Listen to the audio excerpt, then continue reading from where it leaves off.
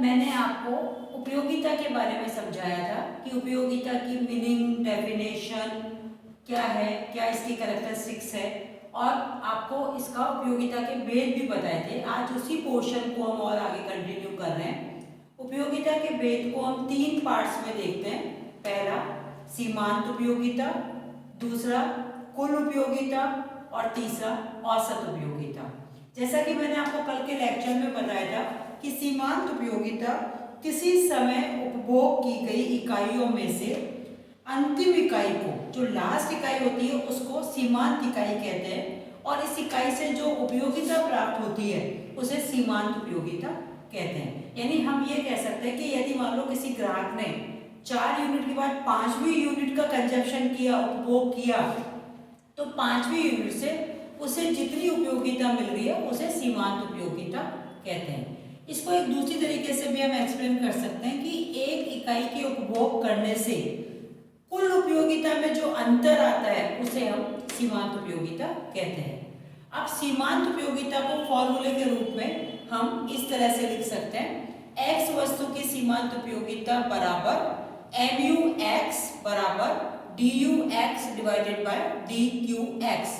इसको full form मैंने नीचे लिख रखा है, x वस्तु की कुल उपयोगिता में परिवर्तन डिवाइडेड बाय x वस्तु की कुल मात्रा में परिवर्तन। इससे भी ये क्लियर होता है कि मार्जिनल यूटिलिटी या सीमांत उपयोगिता का मतलब है कि x वस्तु की हम कुल मात्रा में एक अतिरिक्त इकाई का उपभोग करने से जो कुल उपयोगिता में परिवर्तन होता है उसे हम सीमांत उपयोगिता कहते हैं। इतना थ्योरेटिकल पोर्शन मैंने आपको कल समझा दिया था। उसके आगे आज हम ग्राफिक पोर्शन ले रहे हैं। उसके लिए सबसे पहले हमें ये टेबल समझनी पड़ेगी। इस टेबल में मैंने 3 पार्ट्स में इस टेबल को डिवाइड किया है। पहले में नंबर ऑफ यूनिट्स, इकाइयों की संख्या, दूसरे में टीयू कुल उपयोगिता या टोटल यूटिलिटी, थर्ड में एमयू या सीमांत उपयोगिता। 5 यूनिट है, 1 2 3 4 5। इन 5 यूनिट का यदि कोई ग्राहक या उपभोक्ता उपभोग करता है तो उसको टीयू यानी कुल उपयोगिता प्राप्त होती है 5, 8, 10, 10 और 9, और सीमांत उपयोगिता प्राप्त होती है 5, 3, 2, 0, -1। कल सीमांत उपयोगिता समझाते समय भी मैंने आपको क्लियर किया था कि सीमांत उपयोगिता 3 तरह की होती है। ये सारा पोर्शन धनात्मक पॉजिटिव, फिर शून्य 0 और फिर नेगेटिव माइनस में यानी ऋणात्मक। ये सीमांत उपयोगिता के बारे में अभी हम डिस्कस कर रहे हैं। हम टीयू को नहीं छेड़ रहे, सिर्फ इस पे फोकस करना है कि सीमांत उपयोगिता धनात्मक भी होती है, 0 होती है और फिर ऋणात्मक हो जाती है।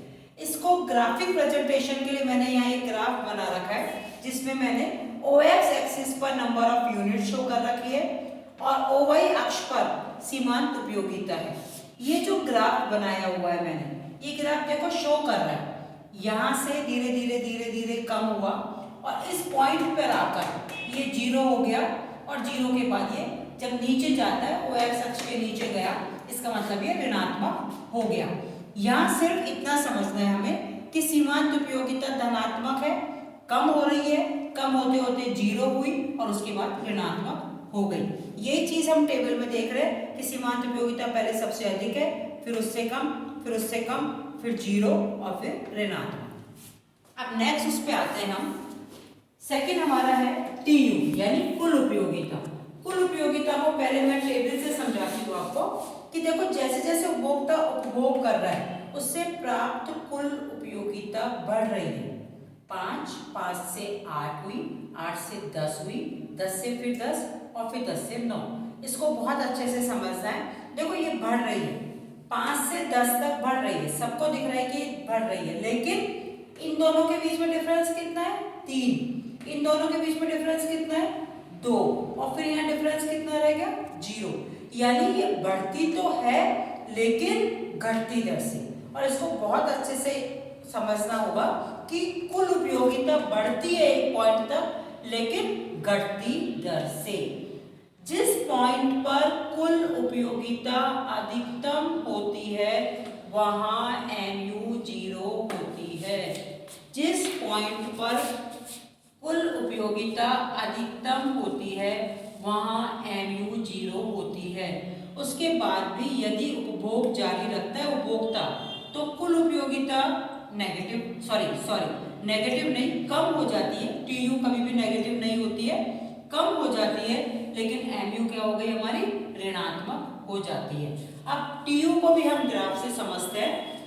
यहाँ वापस OX अक्ष पर नंबर ऑफ यूनिट्स है, OY अक्ष पर कुल उपयोगिता ली है। टेबल से अभी भी मैंने आपको समझाया कि शुरू में बढ़ेगी एक पॉइंट तक और एक पॉइंट पर आकर ये अधिकतम हो जाती है। इस अधिकतम पर ये मैंने मार्क किया हुआ है, अधिकतम है, यहाँ से ये बढ़ रही है, लेकिन कौन सी दर से? घटती दर से।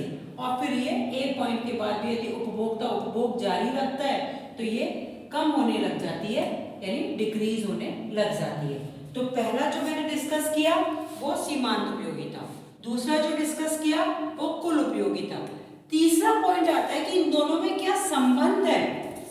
तो संबंध को समझाने के लिए मैंने दोनों ग्राफ एक साथ बनाए। ये जो ग्राफ चल रहा है ये TU का है, ये जो ग्राफ है अपना MU का है। इसमें पॉइंट से समझा लूं। पहला पॉइंट, शुरू में TU बढ़ती है इस पॉइंट तक, लेकिन घटती दर से।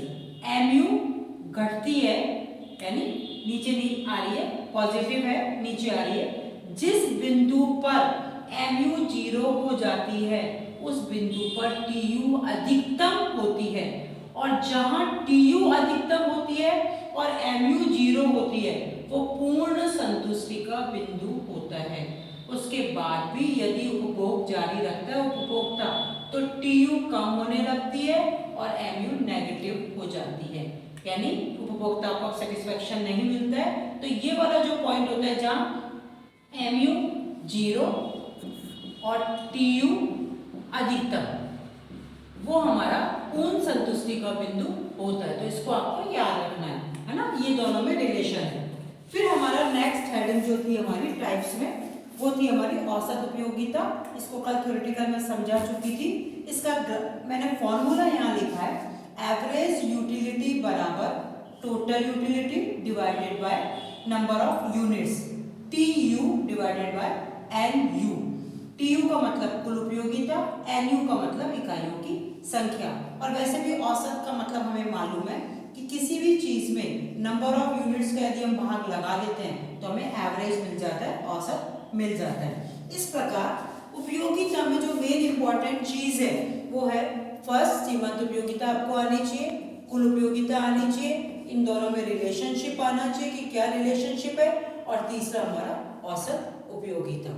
यानी उपयोगिता के बारे में ये सारा हमने आज ग्राफिक पॉइंट से समझा है, कल मैंने आपको इसको थ्योरेटिकल समझाया था। आज के लिए इतना ही।